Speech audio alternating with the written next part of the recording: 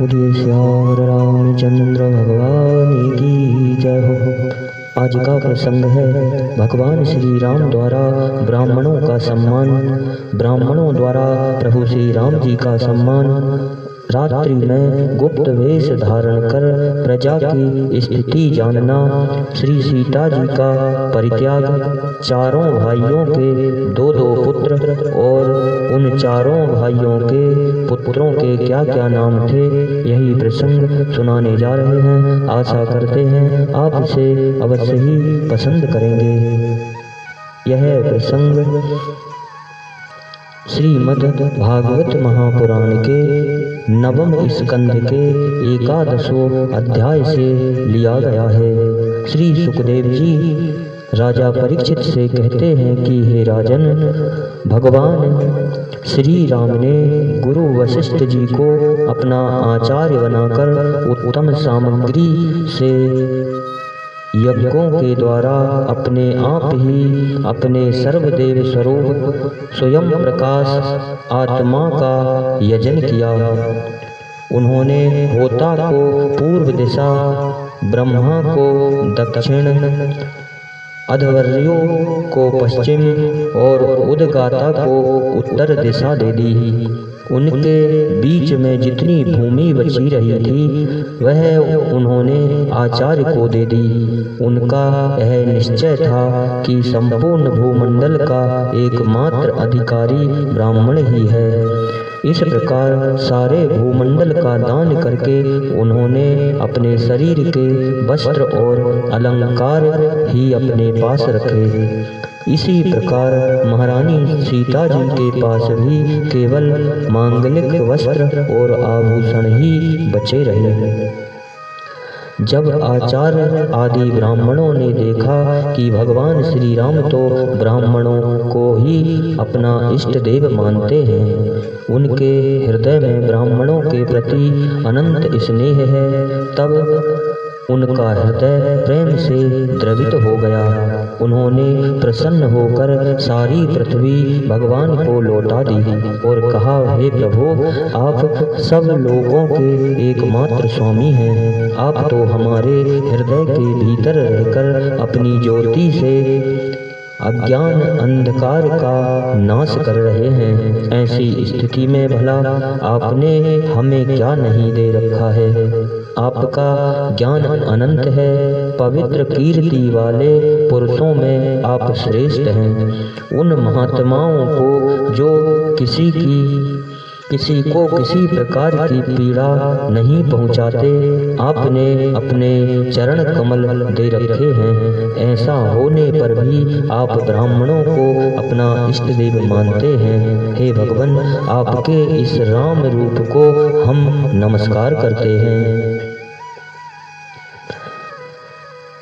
तब श्री सुखदेव जी राजा परीक्षित से कहते हैं कि हे राजन, एक बार अपनी प्रजा की स्थिति जानने के लिए भगवान श्री राम जी रात के समय छिपकर बिना किसी को बतलाए घूम रहे थे। उस समय उन्होंने किसी की यह बात सुनी कि वह अपनी पत्नी से कह रहा था, अरे तू दुष्ट और उल्टा है, तू पराये घर में रहकर आई है। स्त्री लोभी राम भले ही सीता को रख ले, परंतु मैं तुझे फिर नहीं रख सकता।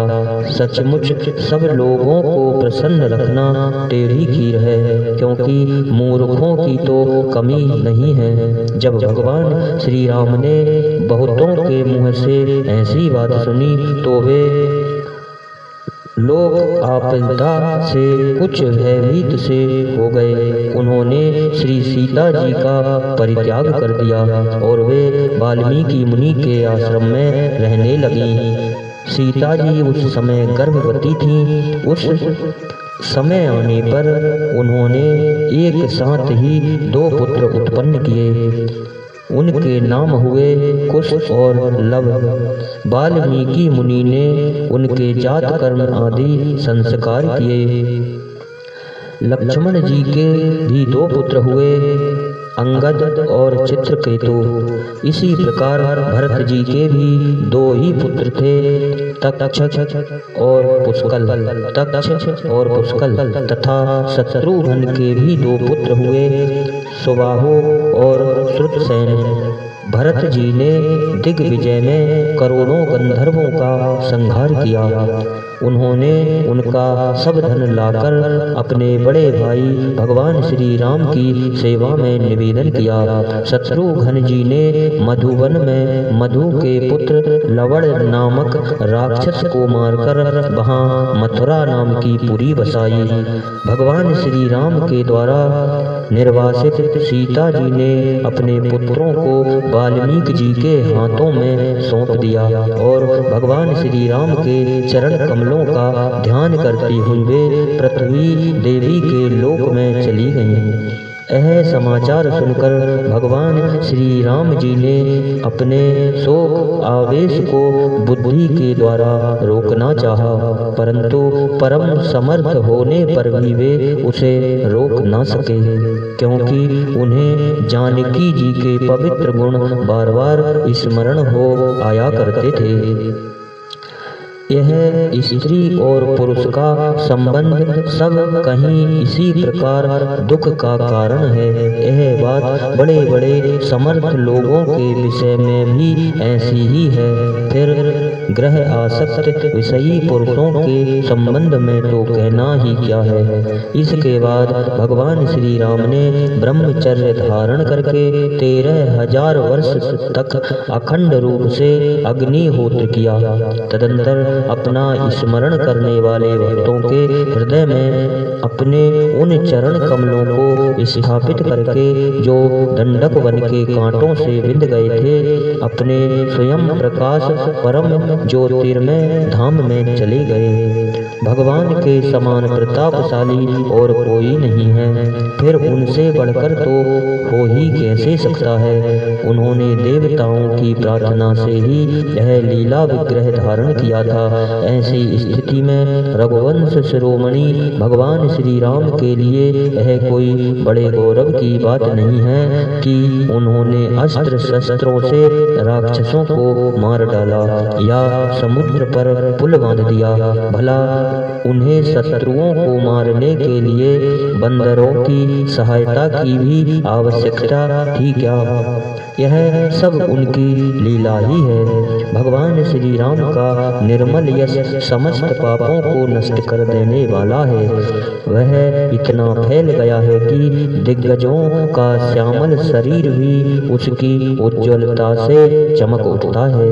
आज भी बड़े बड़े ऋषि महर्षि राजाओं की सभा में उनका गान करते रहते हैं। स्वर्ग के देवता और पृथ्वी के नरपति अपने कमनीय किरीटियों उनके चरण कमलों की सेवा करते रहते हैं।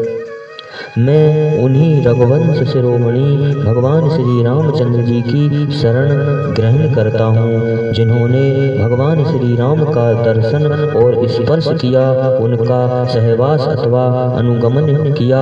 वे सब के सब तथा कौशल देश के निवासी भी उसी लोक में गए जहाँ बड़े बड़े योगी योग साधना के द्वारा जाते हैं। जो पुरुष अपने कानों से भगवान श्री राम जी का चरित्र सुनता है, उसे सरलता, कोमलता आदि गुणों की प्राप्ति होती है।